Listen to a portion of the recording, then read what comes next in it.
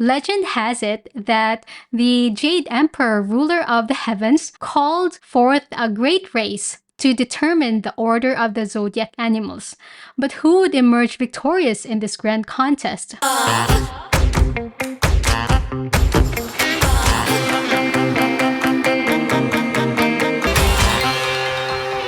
Hey there, Zesties! You're tuning in to the Gleeful Talkshow, where we share zesty stories to cultivate the happiness and hero within and out. On the show, we talk about personal experiences and development, society, and culture. So if these are the topics that you're interested in, then please stay tuned. The Lunar New Year just kicked off, and it's the year of the wood dragon. There are several cultures in the world that celebrate this, and I think it's quite interesting to talk about it on this episode.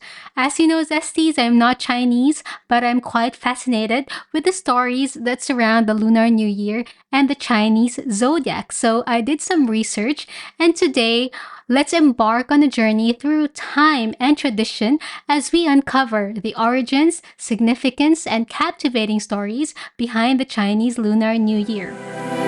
Now, let's kick things off by diving into the ancient origins of this vibrant festival.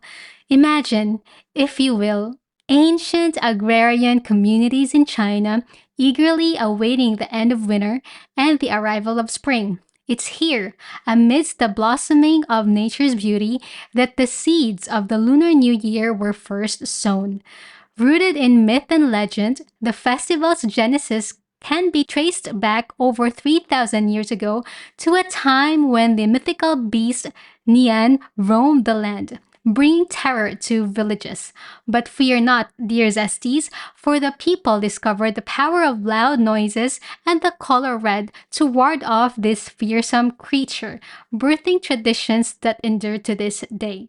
But the Lunar New Year is not just about ancient myths and legends, it's a celebration of family, reunion, and the promise of a fresh start. Picture bustling streets adorned with crimson lanterns as families gather from far and wide to share in the warmth of each other's company. From the age-old tradition of cleaning house to sweep away bad luck to the joyful exchange of red envelopes filled with good fortune, every custom is steeped in symbolism and meaning. Now, let's turn our attention to one of the most beloved tales of the Lunar New Year, the story of the Chinese Zodiac. Legend has it that the Jade Emperor, ruler of the heavens, called forth a great race to determine the order of the zodiac animals. But who would emerge victorious in this grand contest? Numerous versions of this tale exist. Some attribute the organization of the Chinese Zodiac to the Jade Emperor's birthday celebration, while others credit the Buddha. Yet, despite minor discrepancies, the essence of both narratives remain consistent. According to the legend, the 12 animals of the Chinese Zodiac were chosen through a contest designed to establish a system of time measurement for the people. In this race, only 12 victors could emerge. The task was to traverse a swiftly flowing river and reach the shore to claim victory. Initially, a cat and a rat, once close companions turned bitter enemies, found themselves in the race. Despite being poor swimmers, their cunning minds led them to hitch a ride on the back of the ox, the race's most generous participant. However, driven by ambition, the rat betrayed the cat, leading to its exclusion from the competition. Variations of the tale suggest the rat either deceived the cat or left it unaware of the race altogether. However, in the Vietnamese zodiac, the cat actually is in the race. Various explanations have been proposed to shed light on the Vietnamese preference for including the cat in their zodiac. According to Nguyen Hue Tin, a specialist in traditional Vietnamese culture, one possible reason could be linked to the significance of rice fields in the Vietnamese agriculture. Rice cultivation is paramount in Vietnam, yet pervasive presence of rats poses a threat to the harvest. Consequently, cats known for their role in controlling rat populations hold a revered status among the Vietnamese, the specialist shared. So furthermore, Tin suggests another rationale. The Vietnamese may have wished to avoid having consecutive years associated with similar animals. There is a perceived connection between the rat and the rabbit in Vietnamese culture.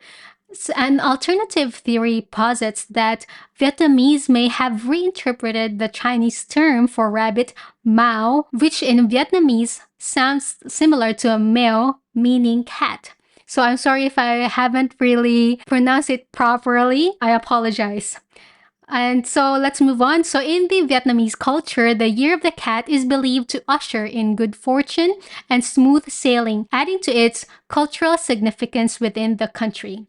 So, in the Chinese Zodiac folklore, the cat missed the chance to participate in the race. So, feeling betrayed by the rat's deception, the cat holds a grudge against it to this day. In Vietnamese folklore, on the other hand, the cat eventually discovers the truth and confronts the rat, resulting in an ongoing animosity between the two animals. As a result, the cat is included in the Vietnamese zodiac, occupying the fourth position, while the rat remains the first. This cultural variation highlights the diversity and richness of folklore across different regions and demonstrates how similar stories can evolve differently in different cultural contexts. Now, Zesties, let's go back to the Chinese zodiac story.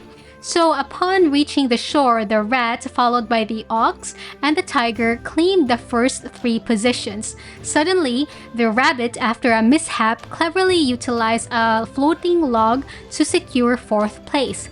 Despite its ability to fly, the dragon arrived fifth, citing assistance provided to villagers and aiding a struggling rabbit as reasons for its delay. Subsequently, the horse, startled by the snake's sudden appearance, fell behind, allowing the cunning reptile to seize sixth place. The monkey, rooster, and sheep then cooperatively reached the shore, securing the following positions. So, despite being an adept swimmer, the dog's tardiness cost its 11th place, while the pig's indulgence and subsequent nap resulted in finishing it last. The sequence of the lunar calendar mirrors the outcome of this race, and the rat leading the sequence and the pig closing it. This calendar holds significant cultural importance in China and beyond. So, from the mighty dragon to the industrious rooster, the Chinese zodiac is a treasure trove of stories, each animal imparting its own wisdom and personality traits to those born under its sign. So, whether you're a spirited dragon or a loyal dog, the Lunar New Year invites us all to embrace our unique qualities and celebrate the magic of diversity.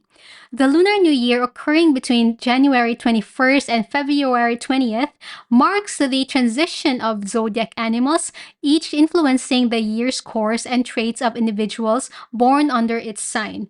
The dragon, revered as the most powerful zodiac symbol, embodies a mix of respect and hope due to its association with intelligence and good fortune. Its arrival often sees a spike in birth rates in China, as parents believe dragon babies are destined for success. This year, the dragon's reign begins on February 10th, promising a period of prosperity and opportunity. The Chinese zodiac comprises 5 elements as well. So there's wood, fire, earth, metal, and water. Derived from the 5 elements theory, wuxing, which emphasizes balance and interconnectedness. This philosophy underpins various Eastern traditions such as feng shui, holistic medicine, and martial arts, promoting harmony and understanding between elements. So similarly, tropical Western astrology recognizes 4 elements: earth, air, fire, and water, originally described by Plato in Timaeus. These elements define astrological archetypes, influencing traits and behaviors associated with zodiac signs. The goal in both systems is harmony, as each element depends on the others for existence. In the 5 elements theory, Interactions between elements create and destroy energy akin to the opposing forces of a yin-yang symbol. The cycle of creation and destruction follows a specific order, which each element influencing the next in a continuous cycle aimed at achieving harmony. So it's very easy to figure out your Chinese zodiac element because all you need to know is your birth year, specifically the last number of your birth year. So metal, that's birth year ending in 0 or 1.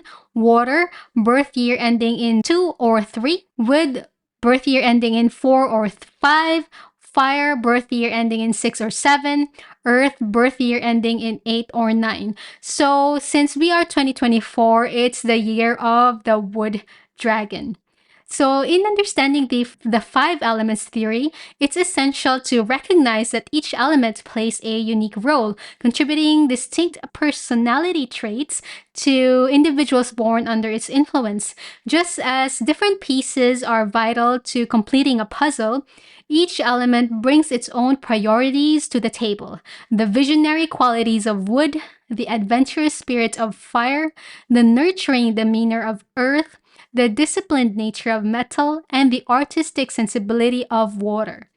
Moreover, it's crucial to note that certain elements resonate more strongly with specific zodiac signs. For instance, wood aligns closely with the rabbit, while metal resonates with the rooster. By delving into the characteristics of each element, individuals can gain insight into their own personality traits and how they interact with their Chinese zodiac sign, adding another layer of understanding to their self-awareness and personal growth journey. And there you have it, dear Zesties, the fascinating origins, cultural significance, and captivating stories behind the Lunar New Year and the enchanting Chinese zodiac. Whether or not these holds true, it's for you to decide. So before we end this episode, Zesties, I'd like you to know that there might be some changes on the frequency in putting out episodes. Life has been quite a ride lately, and I will share more soon.